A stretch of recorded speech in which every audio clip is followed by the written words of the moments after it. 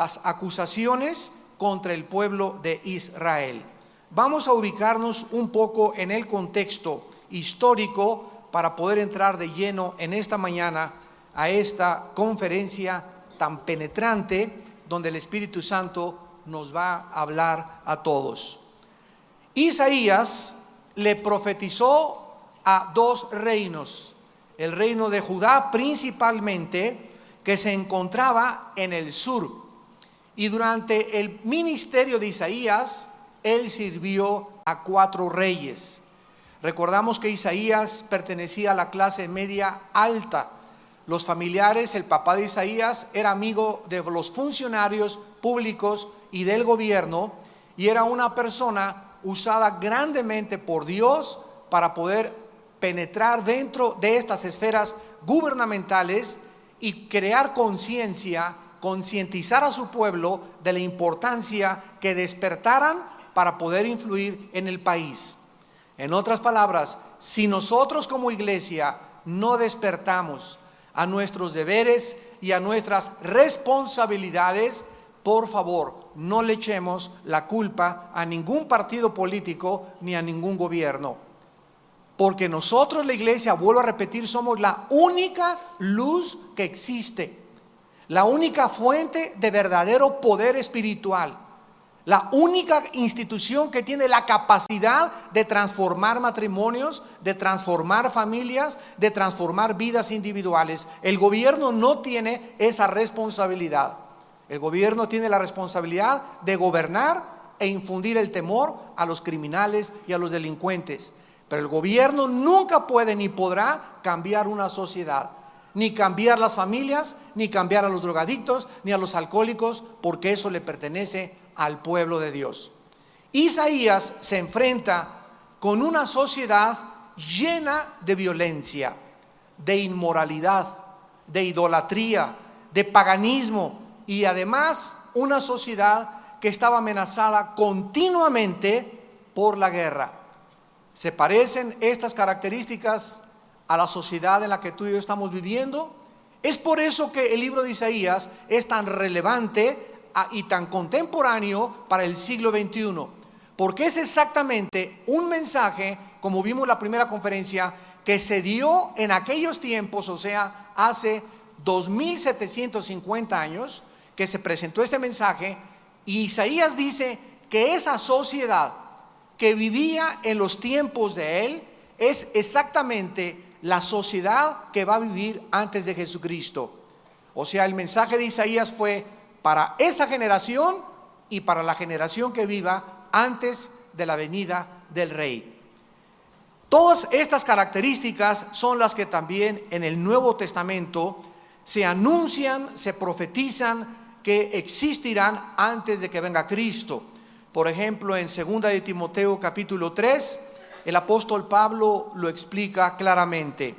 También debes saber esto, 2 de Timoteo capítulo 3, que en los postreros días, ahí está otra vez. ¿Cuándo? En los últimos días, en la última generación, en los últimos tiempos, vendrán tiempos peligrosos.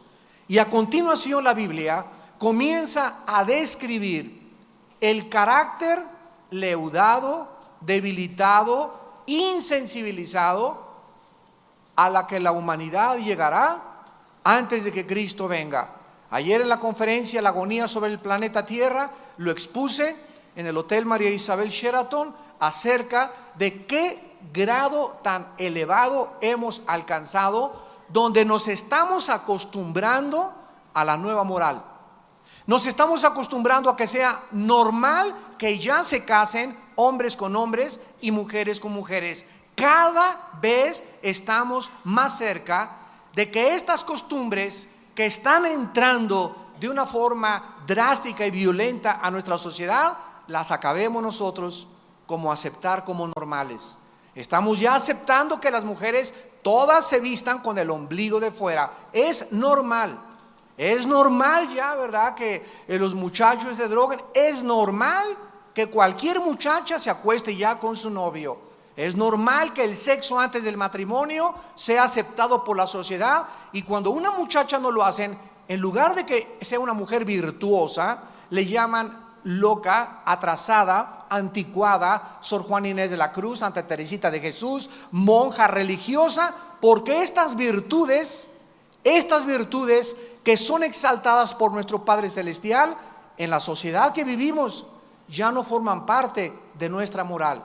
Ya es ser anticuado, repito, es ser cerrado, es ser ya perteneciente a una generación de los cavernícolas, así es como nos dicen, etcétera, etcétera. Pero la Biblia nos sigue diciendo, así como Él es santo, sean ustedes santos en toda vuestra manera de vivir. En la forma de vestirse, en la forma de comer, en la forma de caminar, en la forma de actuar, cuando subes al metro, cuando vas al cine, cuando entras al restaurante, en todas las formas en las que nosotros nos manifestemos y vivamos, debemos de manifestar que somos un pueblo apartado de Dios.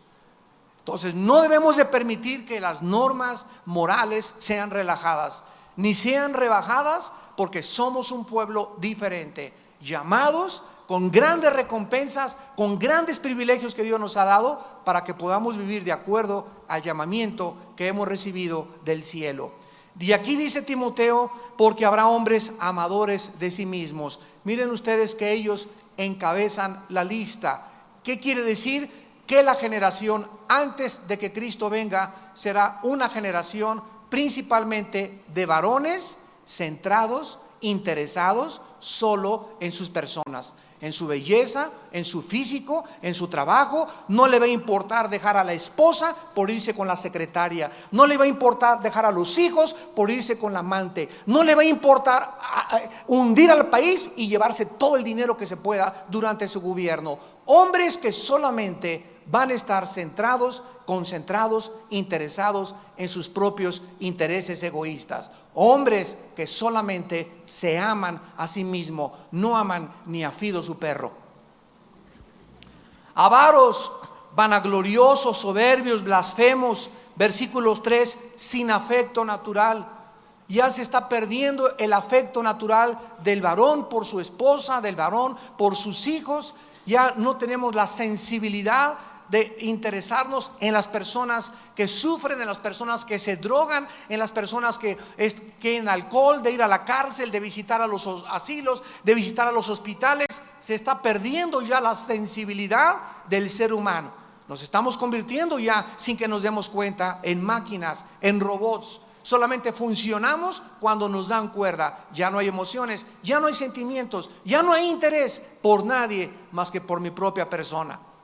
Estas características, regresamos a Isaías, se mencionan en todo este libro, y es interesante que se mencionan también para la generación antes de que Cristo venga. Nosotros pues, como Isaías, en el versículo 1, Dios le dio una visión. Así comienza el libro de Isaías, visión de Isaías. La palabra chazón, que se tradujo visión, significa que así como Dios le dio a Isaías una visión, ¿qué significa? Le permitió ver una perspectiva, síganme con mucho cuidado, le permitió ver una perspectiva mucho más lejana, esto es lo que es una visión, mucho más amplia de lo que iba a acontecer. Para que cuando nosotros recibamos esta visión de Dios y entendamos que Dios quiere que tengamos una visión mucho más grande que en México entero, que los políticos, que tus familiares, que tus vecinos, etcétera, etcétera, es para que sepamos a dónde se dirige el mundo y estemos preparados en el momento en que las cosas comiencen a acontecer. Jesús dijo, les dije todas estas cosas para que cuando suceda sepan que yo también se las dije con anticipación. Es bien importante que nosotros sepamos en esta mañana que la Biblia nos habla claramente de que nosotros debemos de mantener una visión. Dice Proverbios 28:5, mas los que buscan a Jehová entienden todas las cosas. En Daniel 12:10, los entendidos en los últimos tiempos entenderán todas las cosas. Y en el libro de los Efesios, el apóstol Pablo ora y le pide a Dios para que esta iglesia, Efesios 1, versículo 18, alumbren los ojos de su entendimiento. para que sepamos cuál es la esperanza a la que nos ha llamado Dios y cuáles las riquezas de la gloria de su herencia en los santos. Nosotros somos llamados ¿a qué cosa? A tener ojos que vean mucho más allá de lo que ven la persona común y corriente. Somos llamados a entender qué está pasando ahorita con todas estas catástrofes y fenómenos ecológicos que mencionamos en la conferencia de ayer. ¿Por qué los tsunamis? ¿Por qué los huracanes? ¿Por qué los terremotos? ¿Por qué el calentamiento de la tierra? ¿Por qué las radiaciones que están viniendo ahorita del sol ya han quemado 25 millones de kilómetros cuadrados la Antártida? El hoyo de ozono tiene 25 millones de kilómetros cuadrados.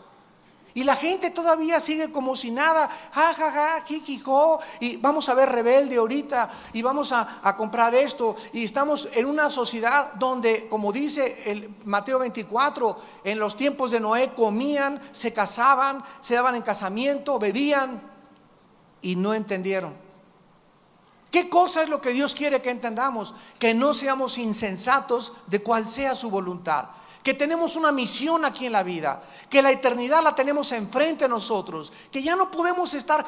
Dios quiere que nos divirtamos y que gocemos a nuestros hijos y que te vayas de vacaciones y que tengas un buen coche y que tengas una buena casa. Dios no está en contra de nada de esas cosas. Dios nos ha dado todo para que lo disfrutemos abundantemente, pero Él no quiere que perdamos la perspectiva de nuestra misión.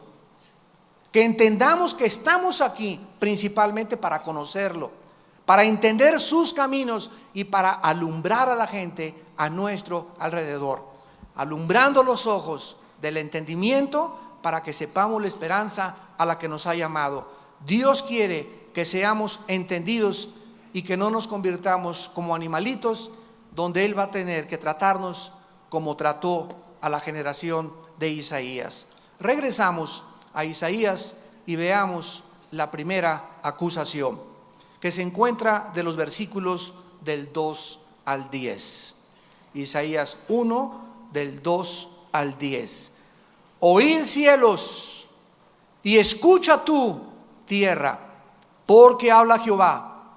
Crié hijos y los engrandecí, y ellos se rebelaron contra mí.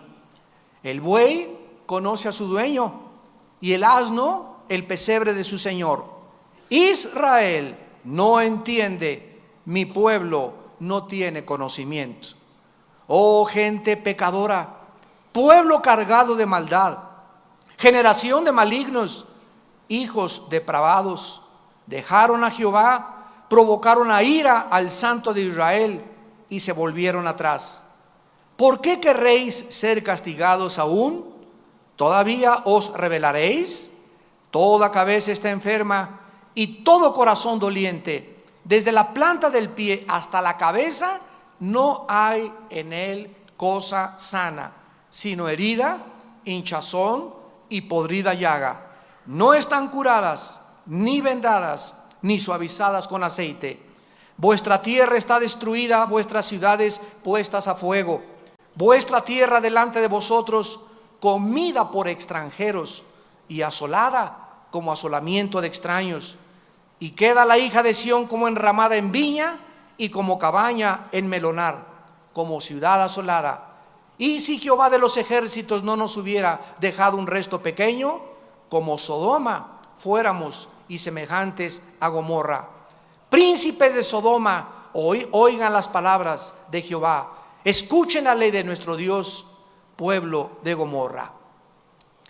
Esta primera acusación con la cual abre el libro nos muestra en primer lugar a un padre hablándole a sus hijos al principio, cuando los comenzamos a educar y cuando les comenzamos a enseñar la vida. La relación de Dios con su pueblo es igual a la relación de un padre con sus hijos. La relación de Dios con el pueblo de Israel comenzó cuando Dios le habló a Abraham para que él confiara en él y le siguiera, y sus descendientes eran llamados a obedecer a Dios y a seguirlo, así como los niños obedecen o deben obedecer por lo menos a sus padres. En Hebreos 12, versículo del 9 al 11, el Nuevo Testamento nos ilustra esta relación que tenemos ahora nosotros también como pueblo de Dios. Dice Hebreos 12, versículo 9, por otra parte, tuvimos a nuestros padres terrenales que nos disciplinaban y los venerábamos. ¿Por qué no obedeceremos mucho mejor al Padre de los Espíritus y viviremos? O sea, así como en un hogar, los hijos tienen que entender que tienen que obedecer y respetar a sus padres, porque los padres los criaron. Tu mamá te amamantó, te cambió los pañales, tu papá te pagó el kinder, te pagó la primaria, etcétera, etcétera. Creo que debido a eso ellos deben un poquito de respeto tuyo y respeto mío, ¿verdad? Y no importa que nuestros padres lleguen a los 70, 80, 90 años de edad y yo ya tenga otra familia, necesitamos siempre seguirlos honrando y respetando. De la misma manera tenemos a otro Padre que nos hizo nacer de nuevo, que puso dentro de nosotros un corazón, un espíritu, una nueva naturaleza, y creo que merece un poco de respeto si es que le llamamos Padre nuestro que estás en los cielos. Entonces, así como respetamos a nuestros padres, y por eso es imposible que los niños crezcan y respeten a Dios cuando en su casa no les enseñaron a respetar a papá y a mamá. Entonces, ¿cuánto más no debemos respetar al Padre de los Espíritus? Y dice el versículo 10, y aquellos, o sea nuestros papás terrenales, ciertamente por pocos días nos disciplinaban como a ellos les parecía. O sea, muchas veces todos nosotros recibimos chicotazos y cuerazos y nalgadas injustas, ¿verdad? Yo no fui, fue Pepito, mamá, y me pegaste a mí, etcétera, etcétera. ¿Por qué? Porque nuestros padres, ninguno son perfectos. Así que muchas veces nuestros padres nos educaron equivocadamente. Pero dice la Biblia, pero o sea, Dios, para lo que nos es provechoso, para que participemos de su santidad. ¿Cuál es el propósito de que Dios nos dé nalgadas? ¿Cuál es el propósito de que Dios te mande al hospital? ¿Cuál es el propósito que Dios permita que choques tu carro? ¿Cuál es el propósito que Dios permita que te abandone tu esposo o que te abandone tu esposa? ¿O que pierdas tal vez un hijo? ¿O que alguien caiga en la cárcel? ¿Cuál es el propósito? De que podamos mantenernos en un camino que se llama la santidad. Cada vez que Dios ve que nos queremos salir del camino, viene el cuero, si es que eres hijo e hija de Dios. Inevitablemente viene el cuero de Dios. Y este cuero tiene un propósito, que no nos salgamos del camino de la santidad. ¿Y por qué quiere, Señor, que yo camine el camino de la santidad? Y te contesta Dios, porque cada vez que te sales, sufres mucho más que en el camino donde yo te cuido. Si di a mi hijo por ustedes en una cruz, ¿cómo no les daré todas las cosas si ustedes me la piden? Dios sabe que cuando nos apartamos de Él, nos va como en feria. Y nos ama tanto Dios, que prefiere meterte a la cárcel, de veras, que acabes en el hospital, que acabemos mancos o cojos o ciegos, y que entremos así al cielo, que entrar enteritos al infierno. Regresamos a Isaías y dice la Biblia claramente que esta relación de padres a hijos entonces la inició Dios, los escogió como a su especial tesoro, como nosotros, la iglesia, y comienza el versículo 2 con el primer acto del libro de Isaías, donde entramos a un tribunal. El versículo 2 nos pinta y nos describe una corte de justicia, donde está Dios como el juez, sentado en su trono soberano, listo para pronunciar los juicios y las acusaciones contra aquellos que Él había protegido, cuidado, les dio buena tierra, les puso viñas, la tierra que fluye leche y miel, bendijo sus ganados, bendijo su entrada, bendijo su salida, y sin embargo este pueblo fue profundamente ingrato, como muchos cristianos del siglo XXI. Los acusados son no los secuestradores, los acusados no son los bandidos, ni los drogadictos, ni los narcotraficantes. Los acusados en este primer acto y en esta primera escenografía son nada más ni nada menos que el pueblo de Dios. Dice en 1 Pedro 3, el juicio comienza en la casa de Dios. Y si Dios va a juzgar al mundo, ya comenzó con fenómenos meteorológicos y problemas y alteraciones del mar y de los cielos y de la luna y las estrellas, si Dios no tarda en juzgar pronto al mundo, va a comenzar antes contigo y conmigo. Y esta es la razón por la cual ahorita, el otro día platicaba con Marcos Witt y le decía, estamos en una época donde nosotros estamos siendo purificados, donde Dios ya no va a permitir, como dicen en Acapulco, huacas. Ya no va a permitir chorizos, como dicen en Toluca. Ya no va a permitir que ningún hijo suyo, ningún ministerio, ningún pastor viva una vida doble. Escúchenme, consiervos pastores. Ya estamos en tiempos donde Dios va a comenzar a escudriñar nuestras vidas, a limpiar nuestras vidas privadas, nuestras vidas en el matrimonio. Ya no hay tiempo para predicadores que prediquen una cosa y vivan otra cosa en su casa, en su vida privada. Ya eso no lo va a permitir Dios. Ya no va a permitir Dios predicadores que estén engañando al pueblo y que estén robando al pueblo con las ofrendas, cuando ellos verdaderamente lo único que quieren es vivir para sus propios intereses. Dios ya no lo va a permitir.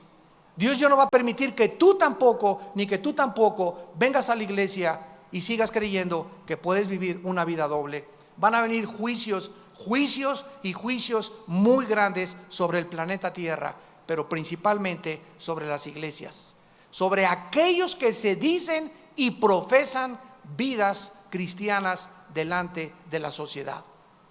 La Biblia nos muestra claramente que esta corte de justicia se va a abrir y vean ustedes quiénes son los testigos.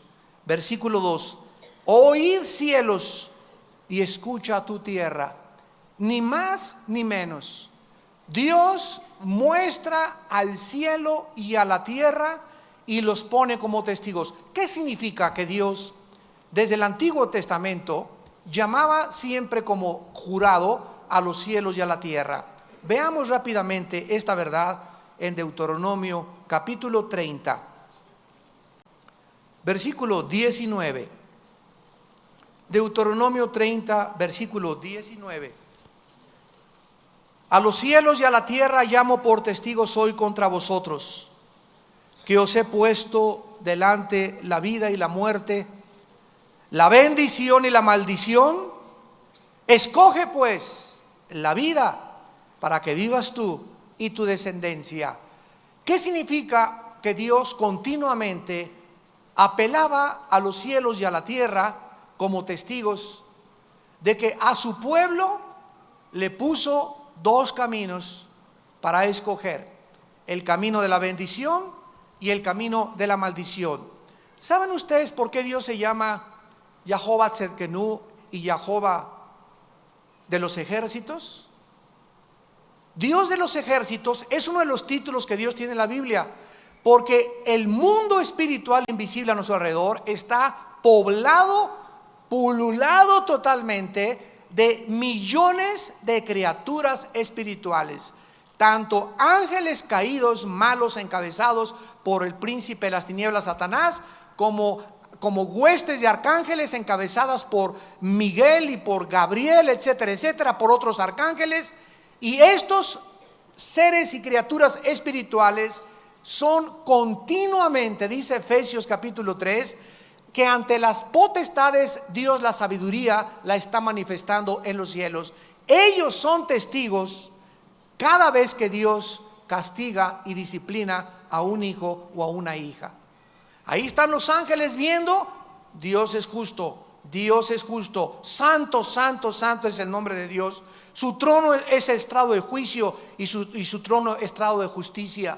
Y todos son testigos en el cielo y la tierra de que Dios, cuando castiga a alguien, cuando disciplina a alguien, cuando nos da de cuerazos, es porque lo merecemos. Dios es infinitamente sabio para equivocarse en su trato con nosotros. Nuestros padres no, ya lo vimos, se equivocaban, pero no así Dios.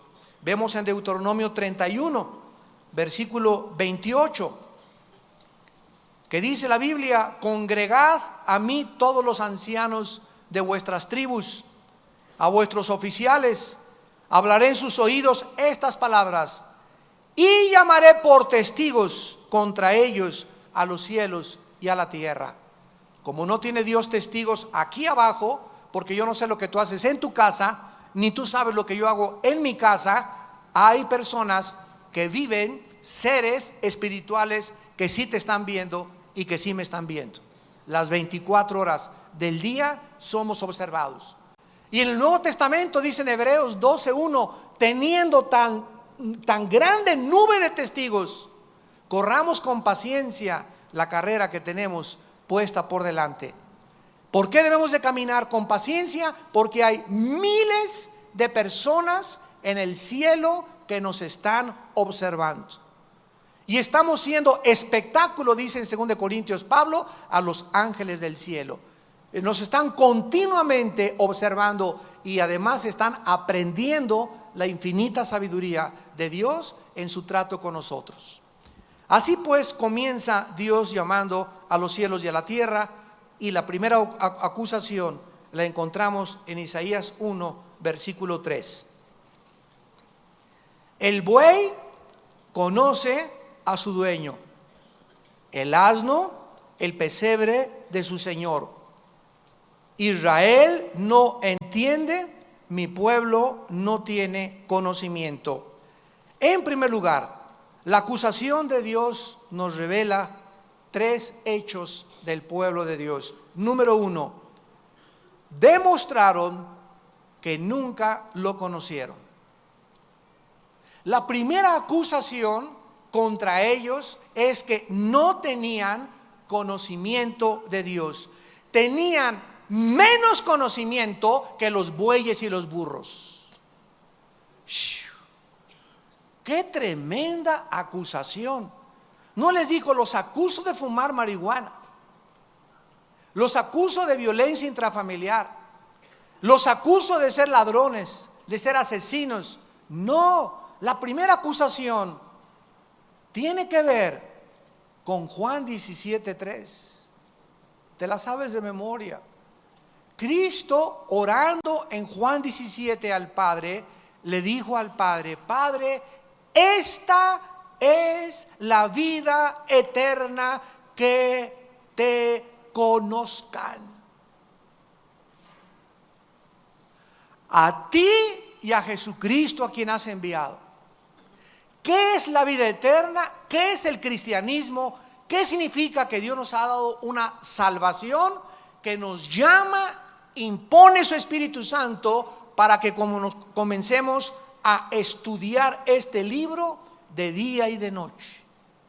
Porque este es el único libro en el mundo que nos enseña quién es Dios, cómo es Dios, cómo es su carácter, qué es lo que Él quiere, a qué le llama a Dios. No la doctora Corazón, Dios. No el psicólogo, Dios. No el maestro de tu escuela, Dios. No los escritores, Dios. Él es el que nos dice que es bueno y que es malo.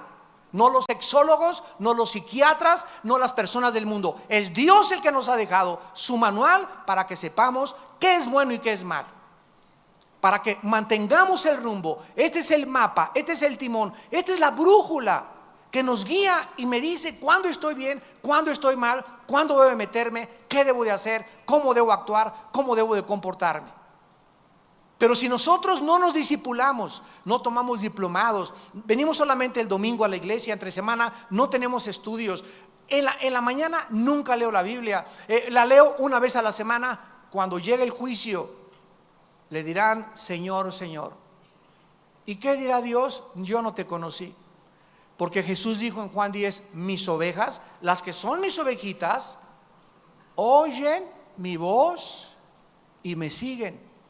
¿Y cómo podemos saber nosotros que estamos siguiendo a Jesús? Cuando seguimos la Biblia.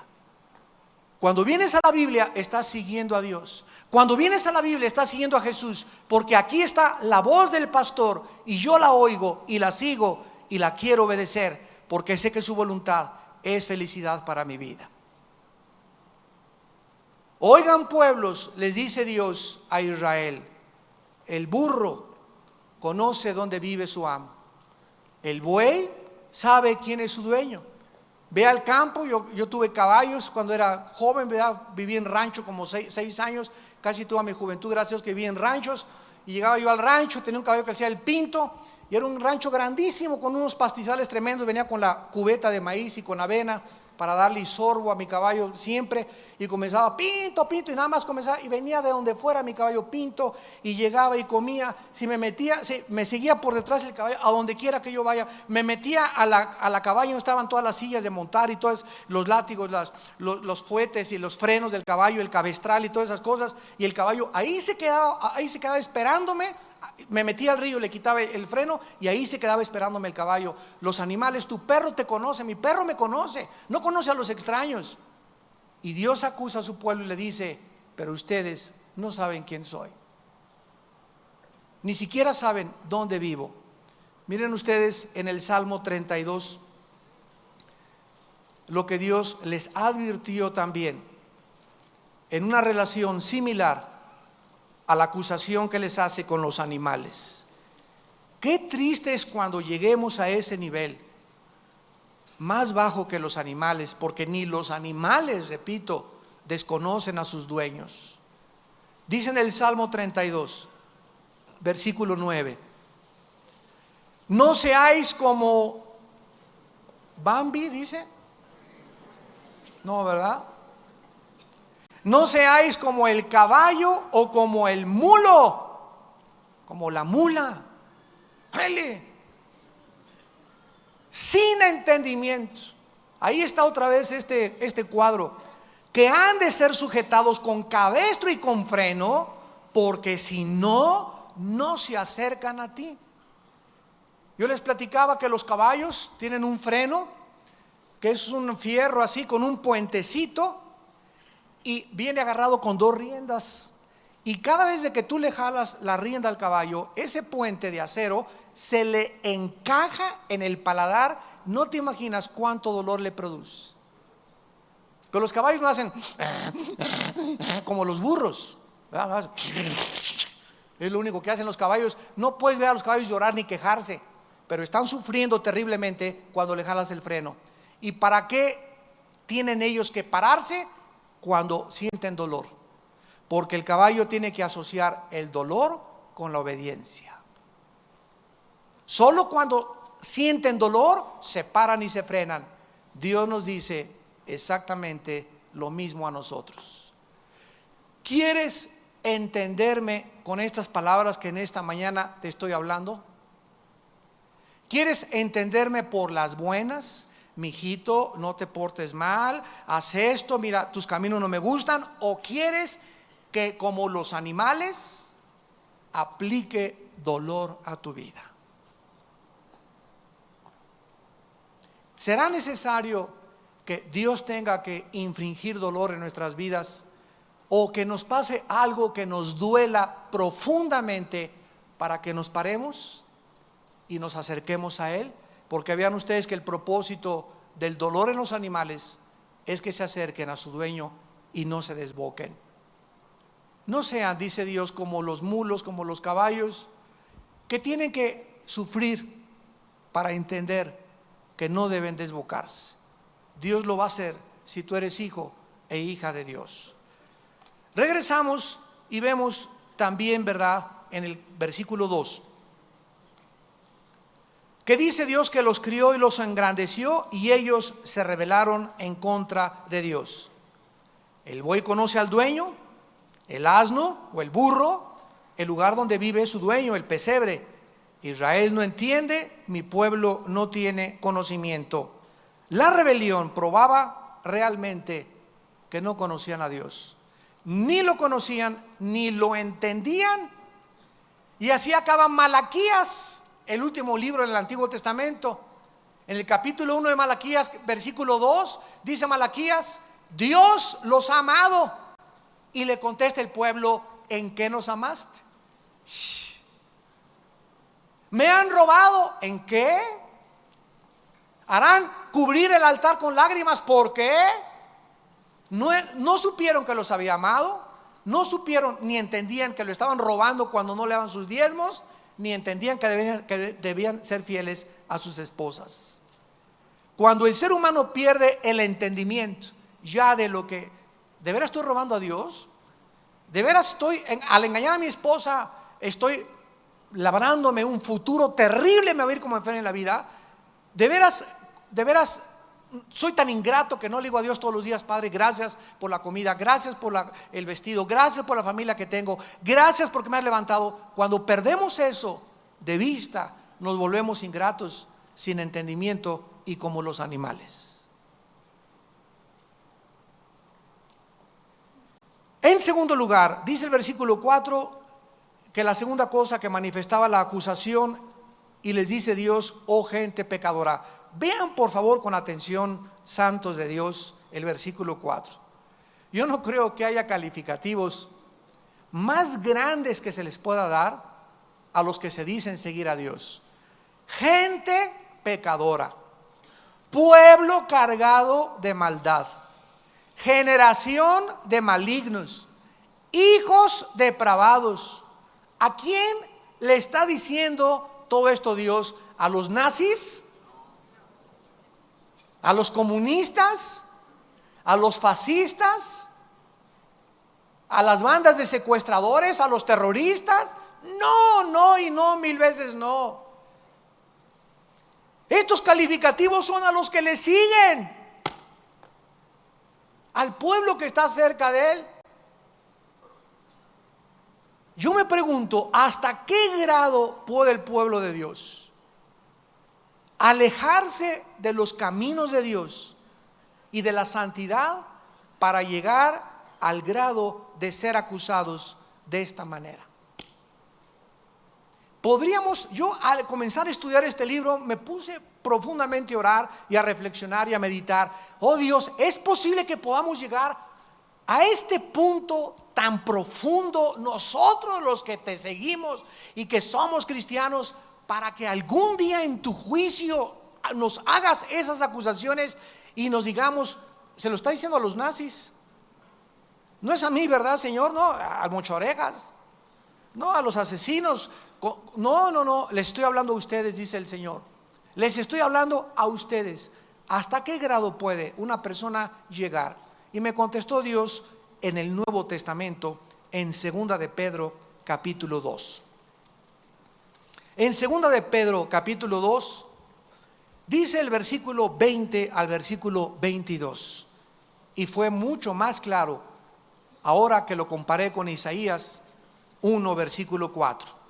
Dice en segunda de Pedro 2 versículo 20 al 22: ciertamente, aquí está hablando precisamente de muchas personas que militaron dentro de la iglesia, que dijeron que habían recibido el bautismo del Espíritu Santo, que hablaron lenguas, que echaron demonios, que tomaron estudios, y sin embargo estas personas, dice la Biblia, si habiéndose ellos escapado de las contaminaciones del mundo por el conocimiento del Señor y Salvador Jesucristo, enredándose otra vez. ¿Cuál es el peligro que tenemos todos nosotros, latente y potencial? Que si nosotros nos salimos del camino de Dios, nos vuelve a atrapar otra vez la mala hierba, las drogas, el adulterio, el robo, la tranza, y miles de cristianos que actualmente se encuentran en este mare magnum, en este hoyo, en este pozo de la desesperación, y dicen: Dios mío, hace 2 años estaba alabando a Dios, tenía paz, tenía tranquilidad, tenía todo, pero ¿por qué me encuentro ahora en la situación en la que me encuentro? Porque separados de mí nada podréis hacer. No es hasta que cobramos conciencia profunda de la importancia que tenemos de vivir cerca de Dios. No es hasta que nos damos cuenta qué peligroso es soltarnos de la Biblia. Qué peligroso es comenzar a ir a ver películas y películas. Cada vez que tú vas a ver 2 o 3 películas a la semana, te debilita, Te debilita películas en la televisión, sobre todo con sexo, con adulterio, con violencia. Te debilita interiormente. Vivir con una persona que no es cristiana, tener amigos que no son cristianos, te debilita, nos contamina. Somos muy fáciles de contaminar. Muy fácil. El mundo puede llegar otra vez y meterse a nuestro corazón. Si habiéndose ellos escapado, se enredan otra vez, escuchen esto, son vencidos. Y su postrer estado viene a ser peor que el primero. O sea que si alguna persona comenzó a seguir a Cristo y comenzaste a discipularte y comenzaste a crecer y te enredas en alguna tranza, te enredas en algún adulterio, te enredas en algún problema de pecado, la Biblia dice que vas a ir a un lugar peor que el que antes tenías cuando ni siquiera eras cristiano. Vamos a estar peor que cuando no éramos cristianos. ¿Por qué? Porque la diferencia es esta: cuando no éramos cristianos, el cristiano vive en el pecado, se acuesta en el pecado. ¿Con quién te acostaste anoche? Ajá, mi compadre, con la fulana de tal. Y qué buena está esa artista, ¿verdad? Y qué cuero de mujer traes. Y cuántas tranzas hiciste. Y esas son las pláticas de los no cristianos. Y las conversaciones en la escuela. Y groserías, etcétera, etcétera. Y no te molesta. Pero cuando ya tienes a Cristo, tienes al Espíritu Santo. Y cuando tenemos al Espíritu Santo, ahora ya nos molesta. Y nos damos cuenta, cuando tenemos al Espíritu Santo, qué miserables somos. Qué culpa y qué vergüenza sentimos. Antes no la sentíamos. Por eso es peor nuestra condición, porque ahora tenemos una voz que nos dice y que nos atormenta: ven a mí, y si no regresas a mí, vas a seguir en tu profundidad de tu pecado, de tu culpa y de tu vergüenza. El estado es peor que el primero. Y dice más adelante: porque mejor les hubiera sido no haber conocido el camino de la justicia, que después de haberlo conocido, volverse atrás del santo mandamiento que les fue dado. Y escuchen que es mucho más grave la acusación del Nuevo Testamento que en el Antiguo Testamento. En el Antiguo Testamento se les comparó con los bueyes y con los burros, y aquí con los perros y los puercos. Porque les ha acontecido lo que le pasó al perro. ¿Qué le pasó al perro? Que cuando el perro vomita, regresa y se vuelve a tragar lo que vomitó. Y la puerca, cuando tú la lavas y la sacas del lodo y le pones su collarcito y le pones Chanel y le pones florecitas, la puerca regresa y se sigue revolcando en el lodo. ¿Por qué el perro tiene que regresar otra vez a su vómito? ¿Y por qué la puerca regresa al lodo? Porque en primer lugar es perro.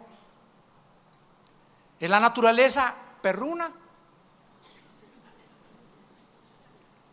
canina, ¿verdad? Es la naturaleza de los perros. O sea, ¿por qué una persona que fue lavada y que fue exhortada y después regresa otra vez? Porque esa persona que regresa a su vómito, que regresa a comportarse peor, nunca tuvo un nuevo nacimiento.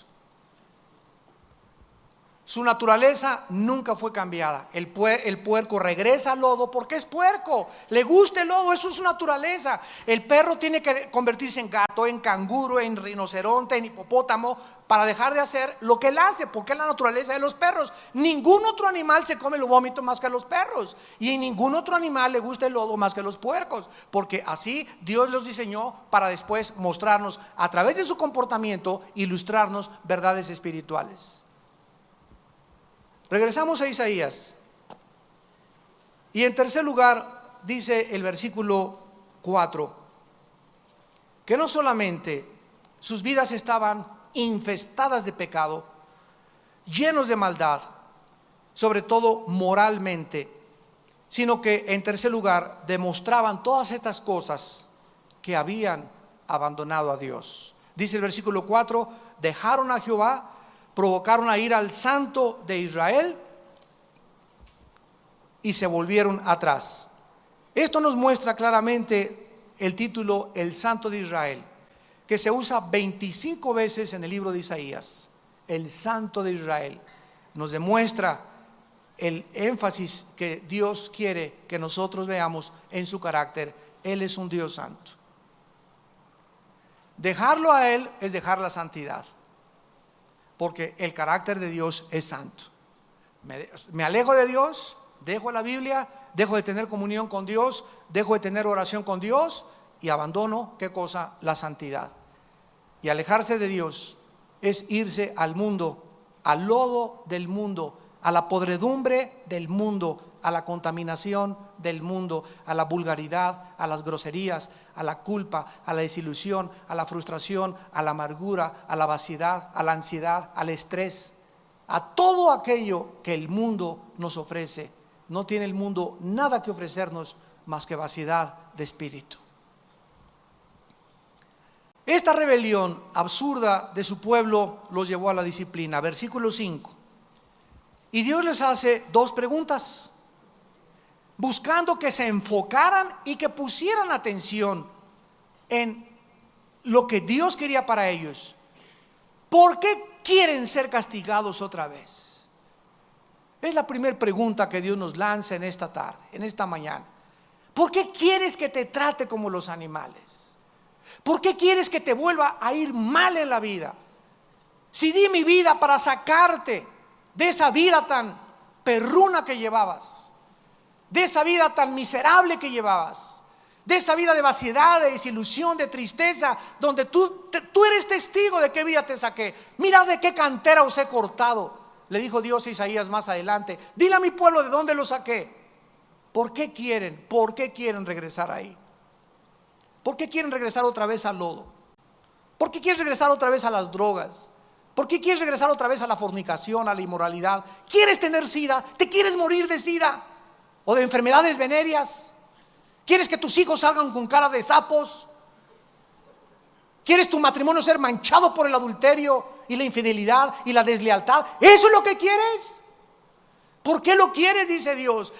Si ustedes me contestan que sí, voy a tener que concluir que ni los animales contestarían eso. Todos deseamos vivir felices, vivir tranquilos, que nos vaya bien, pero hay un precio que pagar, y el precio que pagarse es la santidad, vivir cerca de Dios. ¿Por qué quieren ser castigados? Y la segunda pregunta que les hace: ¿qué todavía van a seguir rebelándose? ¿Vas a continuar después de esta mañana que me escuchas con tu rebelión?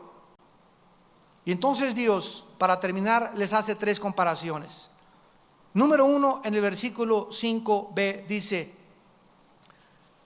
desde la planta del pie, versículo 5, toda cabeza está enferma y todo corazón doliente. Desde la planta del pie hasta la cabeza no hay cosa sana. Miren nada más la condición tan patética con la que se describe a lo que llegó Israel. Herida, hinchazón, podrida llaga, no están curadas, ni vendadas, ni suavizadas con aceite. Vemos nosotros en este cuadro que ninguna parte de la nación estaba sanada. Era un pueblo lastimado desde la planta del pie hasta la cabeza.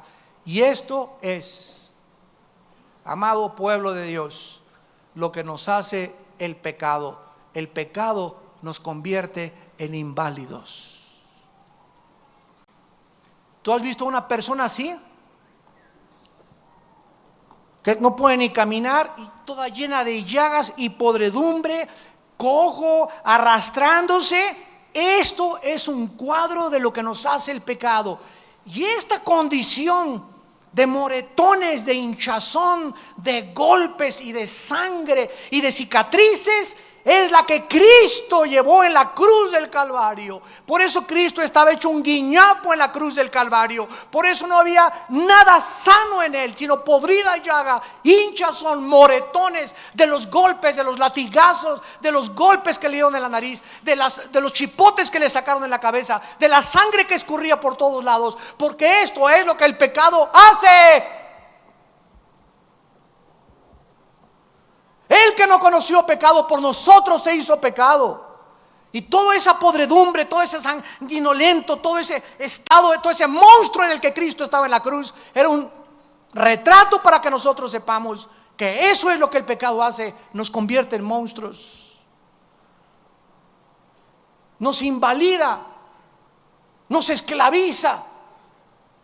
Y tenemos que llegar como pueblo a odiar el pecado con todas las fuerzas de nuestro corazón. Odiar el humo del cigarro, odiar las drogas, odiar la fornicación, odiar el adulterio, odiar el robo, odiar la deshonestidad, con la misma pasión que amamos a Dios, con toda nuestra alma y con todas nuestras fuerzas. Con esa misma pasión debemos aborrecer el mal.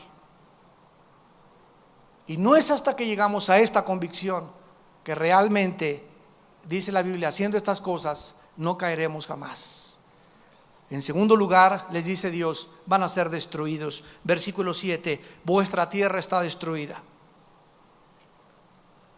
Vuestras ciudades puestas a fuego, vuestra tierra delante de vosotros, comida por extranjeros y asolada como asolamiento de extraños. Y queda la hija de Sión como enramada de viña, como cabaña en melonar, como ciudad asolada. En segundo lugar, Dios les anuncia que si ellos continuaban en su rebelión, se iban a autodestruir. ¿Qué es lo que nos hace alejarnos de Dios? La consecuencia de alejarme de Dios es que cada paso que doy más lejos de Dios, cada paso que doy más lejos de Dios, cada vez que estoy más lejos de Dios, más cerca estoy de la barranca. Más cerca estoy de mi propia autodestrucción. Eso es lo que nos hace alejarnos de Dios y no nos damos cuenta. El mundo no se da cuenta alrededor que este planeta está ya incendiándose, ya se está hundiendo el barco. Pero ustedes, dice la Biblia, sean entendidos de cuál sea mi voluntad. Entiendan todo lo que está pasando, que son juicios de Dios para un mundo rebelde. Un mundo, repito, donde ya no queremos que tú gobiernes. Quita de nosotros tus cuerdas, echa de nosotros tus cuerdas, déjanos gobernarnos. Tenemos la economía, tenemos la ciencia, tenemos la tecnología para poder hacer un mundo mejor. No te necesitamos a ti, oh Dios. Y el Dios tiene que dejarnos a que el barco se hunda, para que en los siglos venideros y en la eternidad se demuestre las abundantes riquezas de su gracia para con nosotros en Cristo Jesús, y que Él tuvo razón en establecer la bendición y la maldición. Y finalmente les dice el Señor en el versículo 9, en su grandísima misericordia. Si Jehová de los ejércitos no nos hubiera dejado un resto pequeño, en el hebreo es la palabra más preciosa que existe, es la palabra sarid, con S de Samuel y D de Daniel al final, sarid, que se tradujo remanente. Si Dios no nos hubiera dejado un pequeño grupo de cristianos entregados y consagrados, como Sodoma sería la iglesia y como Gomorra.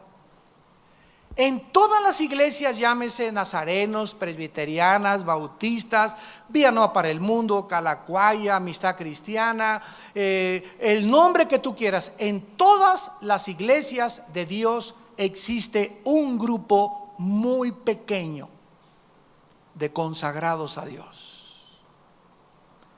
Y gracias a ese grupo, aquí yo no sé cuántos son en esta iglesia, gracias a este grupo que siempre es muy pequeño, la iglesia no se ha acabado de infectar y todavía sigue con su plan eterno, Dios trabajando con esa iglesia.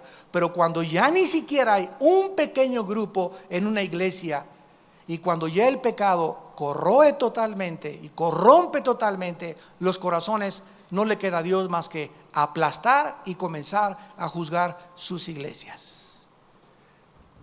¿Qué le dijo Dios a Abraham? Génesis 18. Abraham, si encuentras a 50 justos en la iglesia, porque dice aquí como Sodoma y Gomorra, ¿verdad? Y tenemos que ir a Génesis 18 y 19 para que sepamos que era Sodoma y Gomorra. No destruya a Sodoma y a Gomorra. Nada más con 50. Y fue Abraham, a ver, vamos a, no hay, Señor, no hay 50, 40. 40, Abraham, te doy chance. 40, no hay. Señor, 30. Ándale pues 30, encuéntrame a 30. No encontró ni 30. Le dijo Dios, encuéntrame 10 y los perdono. Y esto nos demuestra lo siguiente: que el castigo sobre Sodoma y Gomorra no fue por la maldad, sino porque no había justos.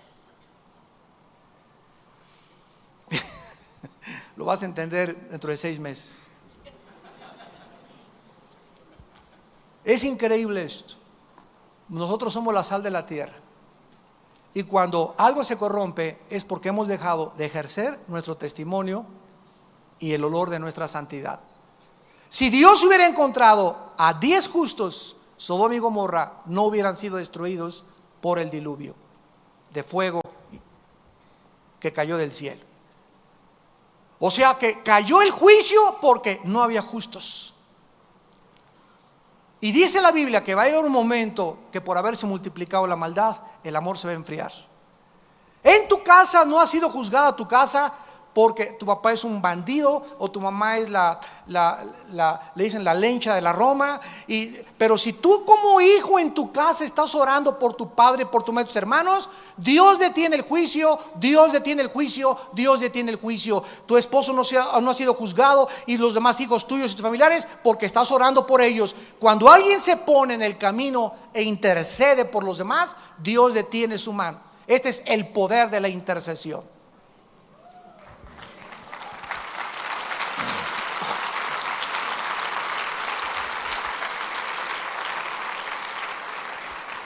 No nos imaginamos el poder tan grande que existe en la oración. Tal vez tu familia, tú no te das cuenta, pero hay alguien en tu familia que está orando por ustedes, por lo cual Dios no los ha juzgado. Pero el día que dejemos de orar, el día que dejemos de caminar en la santidad, el día que dejemos de ejercer el testimonio y la fuerza y la influencia que la iglesia debe tener en nuestra República Mexicana, ya no hay entonces ninguna salvación, ninguna esperanza para nuestro querido México. Y ahí estamos los cristianos esperando. Yo le voy al PRD, yo le voy al PRI, yo le voy al PAN, todavía creyendo y poniendo nuestra esperanza en hombres. Vana es la ayuda del hombre cuyo aliento está en su nariz. No os acerquéis a personas que nos pueden ayudar, dice el Señor. No hay hombres que puedan cambiar. Si alguien va a cambiar el curso en México, somos nosotros, la iglesia de Jesucristo, con nuestra influencia, con nuestro testimonio, con nuestro poder del Espíritu Santo, con la predicación de la palabra, en desayunos, saliendo de la iglesia y yéndonos a los hoteles a predicar, rentando los estadios, alquilando auditorios, levantando centros de rehabilitación, mostrándole al gobierno que somos un potencial, una institución, una fuerza poderosa para cambiar nuestra sociedad. México no va a ser cambiado con una mejor economía ni con menos corrupción, va a ser cambiado cuando Jesucristo sea levantado como el Rey de Reyes y Señor de Señores de nuestra patria. Padre, te damos gracias por tu palabra en esta tarde.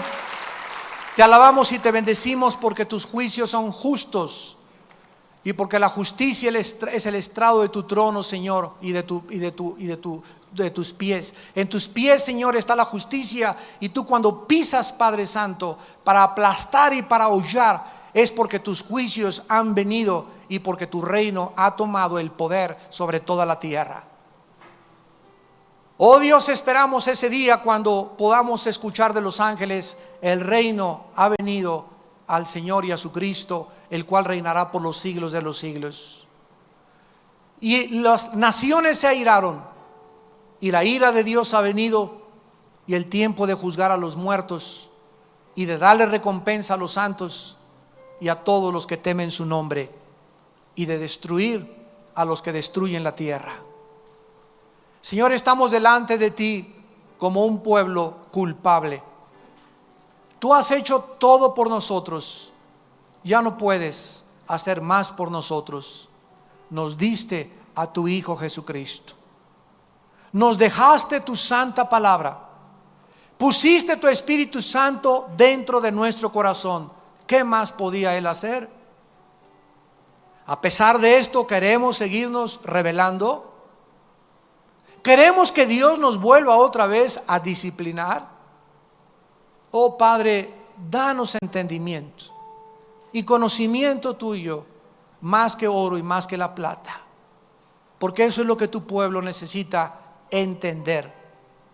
que tú eres un Dios santo, que amas la santidad, y que si invocamos por Padre aquel que sin acepción de personas juzga a cada uno según sus obras, conduzcámonos en temor durante todo el tiempo de nuestra peregrinación, sabiendo que no fuimos comprados con oro ni con plata, sino que la sangre de Jesucristo fue derramada en una cruz para pagar tan grande salvación.